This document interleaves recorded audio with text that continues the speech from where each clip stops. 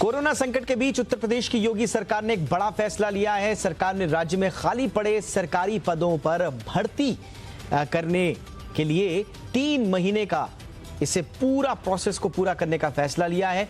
इसके लिए सीएम योगी ने आज अधिकारियों के साथ बैठक की और सभी विभागों से खाली पड़े पदों का ब्यौरा मांगा। सीएम ने अधिकारियों को जल्द से जल्द भर्ती प्रक्रिया पूरी कराने और 6 महीने के भीतर ज्वाइनिंग लेटर देने के भी निर्देश दिए हैं। सीएम योगी आदित्यनाथ ने कहा कि अब तक जिस तरह से पारदर्शी तरीके से 3 लाख भर्तियां हुई हैं, ठीक उसी प्रकार से अगली भर्ती प्रक्रिया भी शुरू करें। प्रधानमंत्री नरेंद्र मोदी के संसदीय क्षेत्र वाराणसी में मंडुआडीह रेलवे स्टेशन का नाम अब बनारस हो गया है। उत्तर प्रदेश के राज्यपाल आनंदीबेन पटेल के नाम बदलने की उन्होंने अनुमति दे दी है। गृह मंत्रालय ने 18 अगस्त को मंडुआडीह स्टेशन का नाम बदलकर बनारस रखने का आदेश जारी किया था। रेल मंत्री पीयूष गोयल ने ट्वीट कर इस संबंध में जानकारी भी दी। उन्होंने लिखा कि मंडुआडीह स्टेशन को अब पूरे देश में लोकप्रिय व प्रसिद्ध नाम बनारस से जाना जाएगा। बिहार के किशनगंज जिले में उद्घाटन से पहले ही एक पुल बह गया।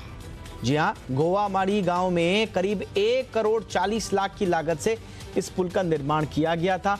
पिछले साल जून में पुल बनाने का काम शुरू हुआ था और इस साल जून तक पुल बनकर तैयार भी हो गया। तेजस्वी यादव ने इस घटना को लेकर ट्वीट किया है। उन्होंने लिखा कि किशनगंज जिले में करोड़ों की लागत से निर्माणाधीन सुशासनी पुल उद्घाटन से पहले ही टूट गया। उत्तर प्रदेश के गाजियाबाद में खुलने जा रहे डिटेंशन सेंटर के मसले पर योगी सरकार बैकफुट पर आ गई है।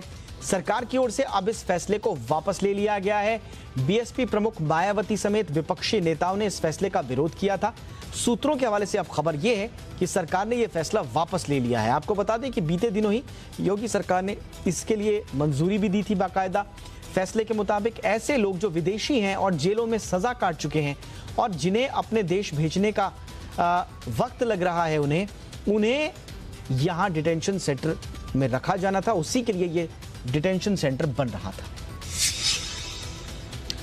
कोरोना संकट के बीच देश के सभी 23 आईआईटीज, 31 एनआईटीज और 26 ट्रिपल आईटी समेत 30 सरकारी सहायता प्राप्त इंजीनियरिंग कॉलेजों में 300 कॉलेजों में काउंसलिंग शुरू होने वाली है। BTech, BE, bachelor of architecture और बैचलर ऑफ प्लानिंग में दाखिले के लिए 6 अक्टूबर से ऑनलाइन काउंसलिंग विंडो ओपन हो रही है। आईआईटी में दाखिले के लिए जेईई एडवांस्ड के लिए नतीजे 5 अक्टूबर को जारी होंगे। इस साल ऑनलाइन काउंसलिंग सिर्फ 6 राउंड में होगी। पहले ये 7 राउंड में होती थी। 12 नवंबर तक सीट आवंटन और दाखिला प्रक्रिया भी पूरी हो जाएगी। उर्मिला मातोंडकर ने हाल ही में पूरे बॉलीवुड को ड्रग एडिक्ट बताने पर कंगना रनौत की लताड़ लगाई थी। इसके बाद कंगना ने उनको सॉफ्ट पॉर्न स्टार बता दिया था। कंगना के कमेंट पर फिल्म इंडस्ट्री के कई लोगों ने नाराजगी जाहिर की है। अब फिल्म मेकर राम गोपाल वर्मा उर्मिला के सपोर्ट में आ गए हैं। उन्होंने अपने ट्विटर हैंडल को से ट्वीट किया, उर्मिला की तारीफ की। राम गोपाल वर्मा ने लिखा कि वो किसी के साथ गलत शब्दों की बराबरी नहीं करेंगे, लेकिन उन्होंने ये जरूर लिखा कि उर्मिला मातोंडकर ने रंगीला, सत्या, कौन, भूत जैसी फिल्मों में कॉम्प्लेक्स रोल करके अपना वर्सेटाइल टैलेंट साबित किया है। अभिनेता रणवीर शौरी ने जया बच्चन के थाली में छेद वाले बयान पर पलटवार किया है। उन्होंने कहा कि फिल्मों में बाहर से आए उन जैसे लोगों को किसी ने थाली में सजाकर काम नहीं दिया।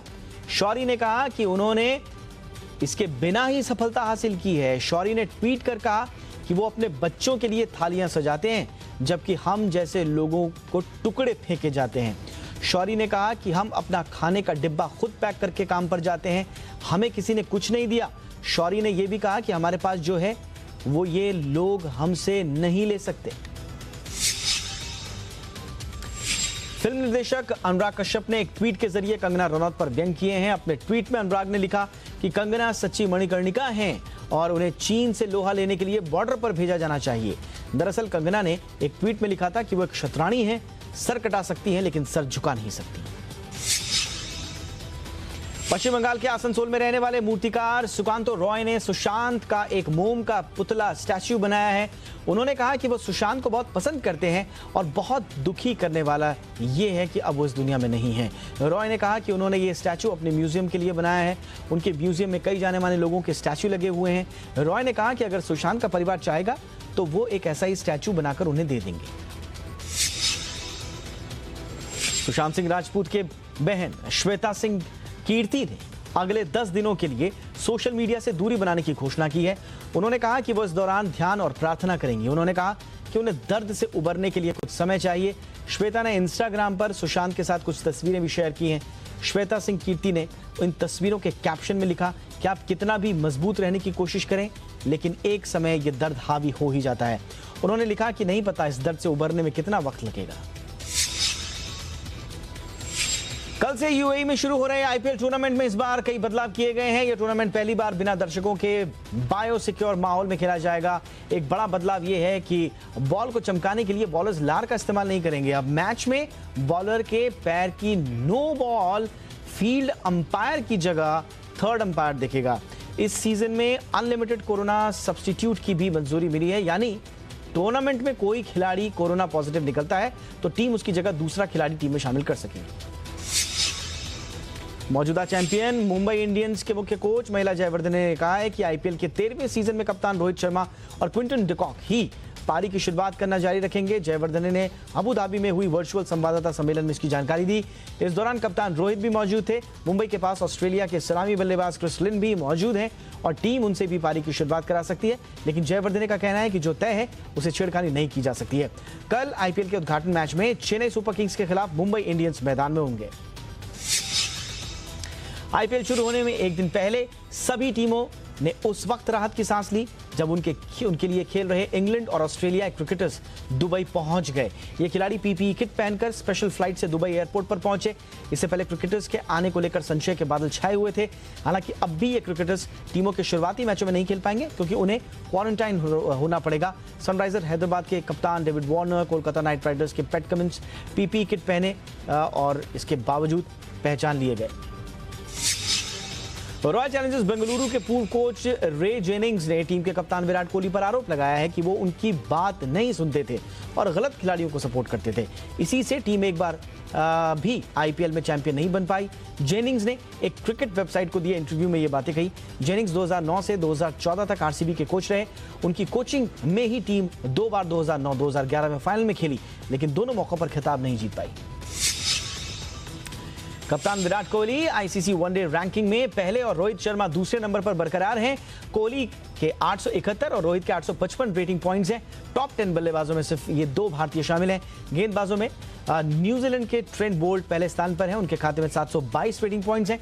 भारतीय तेज गेंदबाज जसप्रीत बुमराह दूसरे स्थान पर हैं, उनके खाते में 719 रेटिंग पॉइंट्स हैं।